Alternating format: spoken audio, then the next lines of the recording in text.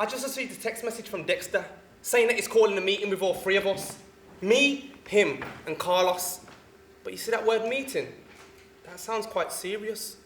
Because I don't know if it's just me that does this, but even though I know I haven't done anything wrong, I start sieving my brain for 1,000 thoughts. My belly starts spinning and I get that nervous feeling whenever I see those 4 words of we need to talk.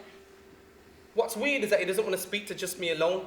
So that relegates the fact that he doesn't know that I may have accidentally seen his fiance's naked pictures while looking at his phone. Shh, he doesn't know. After about 10 minutes of thought tracking and frantically racking my brain of things that it could be, I clear all that away and prepare myself to go in with the mentality of, not everything's always about me. All right, things to do on today's list. New number 1, meet up with the boys and see what's up. 2, RPSV. Reply to the wedding invite and let them know that I'm coming. Choose a date to take, and I can take a pic of about 6 that are absolutely stunning. 3, take back the broken blender that I bought. And 4, have a thorough check of the house because Suzanne's coming around tonight. And the last time she came round, she found earrings that wasn't hers. And I was like this close to getting caught. But you know me, I get the gift of the talk. It was like quick fire round and question time. Before she even said anything, I had my lines in mind. She was like, who's are these? And I was like, thanks, babe.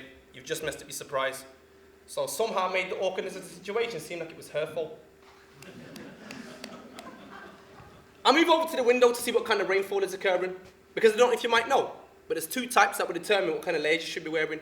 Now, first, you've got that light drizzle rain that I call the cheeky rain, because to me, that basically says, all right, you didn't wash yourself properly, so I'll give you a quick coat. And then you've got that machine gun rain that, in other words, says, forget any outerwear gear you have and go hire yourself a boat. But luckily, there's no actual rainfall. And the pitter-patter sound that I did hear was just last night's leftovers falling from the drain, hitting the floor. But you know what? I'll bring a jacket just in case. I set about my travels to the meeting place, Starbucks. Now, as I walk down the street, I'm always conscious of my tracks. And what I mean by that is that, even though I'm like 6 years past my adolescent stages, I'll still try my hardest not to step on a cracked slab. It's a little bit childish, but it's fun. Starbucks is a bit of a walk, so I pop my earphones in and zone out to the sound of music. No, not the sound of music, but just music. A few tunes pass and I'm there trotting along. Then I kind of realise that I walk to the same tempo as the song, so in order to get there quicker, I try a little experiment and put in a bit of drum and bass. Let me tell you this, it's impossible to walk that fast without looking like you're on some sort of drugs or totally off your face. Experiment over. And I've reached the place of meeting. I'm greeted by both of them where a seat has been kindly saved for me, but it's currently occupied by Carlos's feet. I sit down, and a bit of small talk is exchanged. May I add that we're in the far corner of the room, so I've got full view of the place. The conversation grows, but I start to drift off and people watch. There's something that I notice that I can't decide whether it pisses me off or makes me laugh. I see guys ordering a caramel coffee frappuccino, which is an ice-cold drink, and outside it's not hot.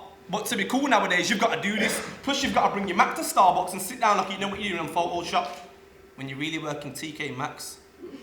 Ran over, and I float back into combo quite at the perfect time, as Dexter's about to start getting into why he brought us here and what's been playing in his mind.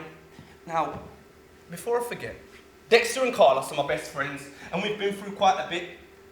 But over the past couple of months, it kind of feels like our friendship is starting to slip. I mean, we haven't fell out or anything. But, you know, Carlos has settled down and he's just had a baby. And Dexter's about to get married. And it feels like time is slipping away because I can't even hold down a lady. I mean, don't get me wrong, I'm happy for them. But on the other hand, I don't know whether I'm sad or jealous, as I feel like we don't do stuff that we used to. And it seems like I'm losing my boys, but the reality of the fact is, maybe I just need to grow up. As I jump from thought to thought, Dexter snaps me out by prodding me with one of those sticks he put in your drink and use for mixing. He's got this look on his face like he wants to say something, but he's scared. After about 10 seconds of procrastinating with himself, he comes out with a line like, guys, something's missing. He sits with his arms folded, rocking back and forth on his stool. This nervous disposition triggers an alarm, and he's either not ready for what he's about to say, or he's just being a fool.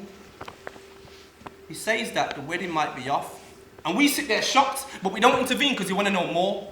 He tells us that he's already dodging married to bullets, and he hasn't even secured if it's his. He reaches into his pocket where he pulls out a dismantled phone, the battery, back, SIM card and handset, all separate for the safety that there's no way of her hearing his business. Carlos is a man of very few words, but when he does say stuff, it's kind of one of them ones where you wish he'd said it. He starts by saying, "What you did wrong was ask her to marry you too quick, that's why you won't succeed." Dexter's face slumps, and I take the opportunity to get one up, but I come up with the cheesiest line from some sort of Disney film and said, "Mate, all you've got to do is believe." Carlos reins on my moment and says, "Yeah, but what does that actually mean?" Anyway, you'll understand what I meant if you let me proceed. He explains that a relationship is like good wine, and metaphorically compares a bottle to a ring box and says, well, before you open it up, it just gets better over time. And then so effortlessly, he compares another two, opening the bottle and the question and said, "What you did, my friend, was ask the question too soon, and now you got nothing to look forward to." Well, other than her cheating on you. Well, a little bit harsh, but kind of true. I told you he's good. Carlos is definitely better than me at this kind of stuff. So I decided to get the round in as I feel like we're here for quite some time. It's quite weird saying that when you're not in the pub, get the round in. Anyway, let me go get in line. Now, I don't understand why, in coffee shops, some people have to go to the extreme. There was quite an, how do I say it? There's quite a large lady in front of me that ordered an extra hot, double half calf, non-fat mocha with soya milk and go easy on the cream. Now, to myself, I thought, order a regular one fat, so it's clearly not making a difference. But on the other hand, I thought that's rude, and you've all thought it too, so don't judge me. It's my turn next, so I shuffle 3 steps to the right. Whilst moving, the whole time I've got the menu on my side, even though I know what I'm having. "Can I take your order, please, sir?" "Yeah, I'll have..." Wow. As I bring my eyes down to focus upon who's serving me, I notice this beautiful woman that executed all of her features so perfectly. "Sorry, sir, but we don't sell one of those." I've never actually felt like this. For once, I can't get my words out and my lips start to tremble as I speak. In these first few seconds, I found out that she's got a sense of humour and that she's beautiful from the head to the waist, because I can't see down to the feet, but I'm guessing she is. I stand there speechless, not really knowing what to say, and she repeats to me what she said the first time. Instead of me making a response with my order, I said, "What a charming day it is outside." I don't know why I said anything about the weather, because whenever somebody speaks about the weather, they more than certainly mean something else, and in this case, I do. I would like to take advantage of the fact that I was the last person in the queue, so I'm more than certain she has a few minutes to spare. Please don't ask why I'm speaking like this. Because upon facing a woman who displays such a visible personification of perfection, one must conduct himself quite perfectly. She replies with a small giggle, but doesn't actually say anything, as if it was a prompt for me to carry on and say more. With the aircon acting like the wind as it did the curls in her brown silky hair, it was almost as if she was in a L'Oreal advert, and all she had to say to make the moment more surreal was, "It's because I'm worth it." And let me tell you this, she's perfect. She proceeds to make the first move and goes about it by asking me my name. As I continue in a mesmerised state, I start to scan her body for interesting things and notice a tattoo on the lower part of her wrist. I begin to decipher what it says, and to my amazement, it was a little heart that read the name, Leon, which is clearly me, so this must be destiny, but I didn't let it show because that would have been lame. I decided to skip the question she asked me and delve into who or what this tattoo was in aid of, whether it be a family member or a child, a current boyfriend or an ex, where then she stops me to correct me on my second guess. Her mannerisms change, and the aura she emits now feels weird. She explains that the name is a mistake of an ex that caused her a lot of pain and says that she never wants to meet anybody with the same name again. Now, don't take my words literally, but she paints a picture and above her head it hangs. At the start of her exchange, she held a grande-sized cup, which is the most popular, but is now screwed up in the palm of her hands. I begin to assure her that he was a knobhead, and to lose someone like you is just stupid. She regains a smile to her face, and at that moment in time, it was as if I gave the perfect cue for Cupid.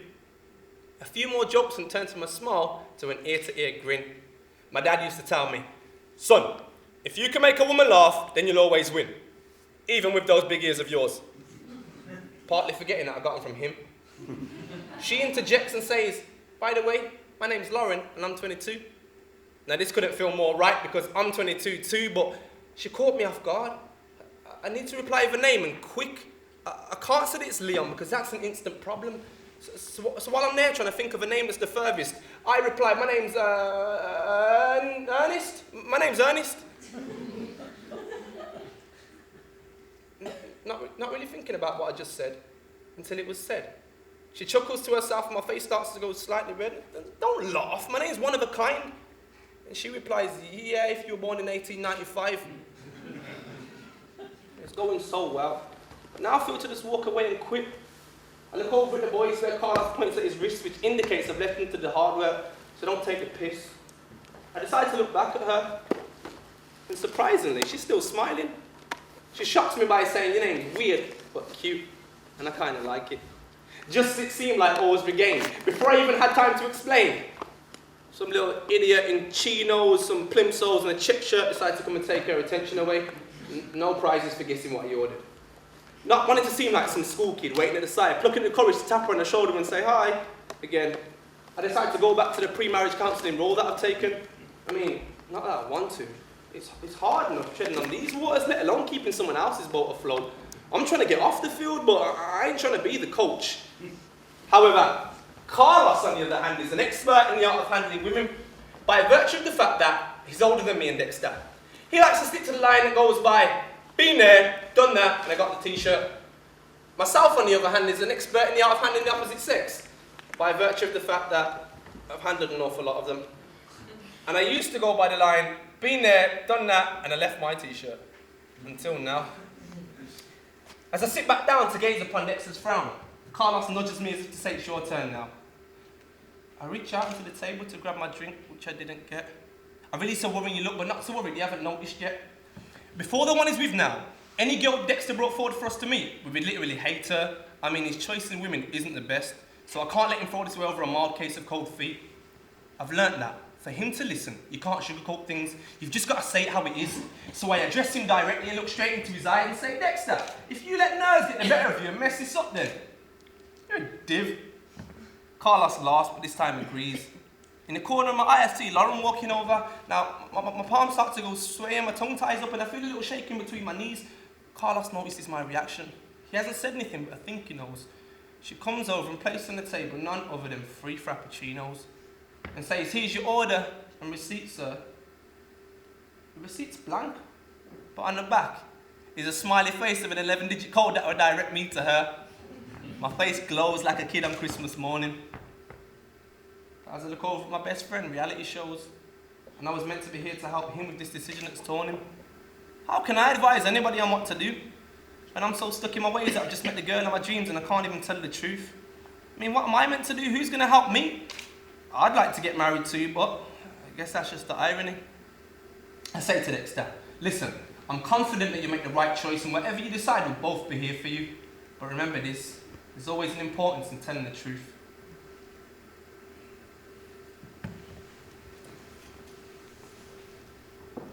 It's hard to change when being me is all that I know.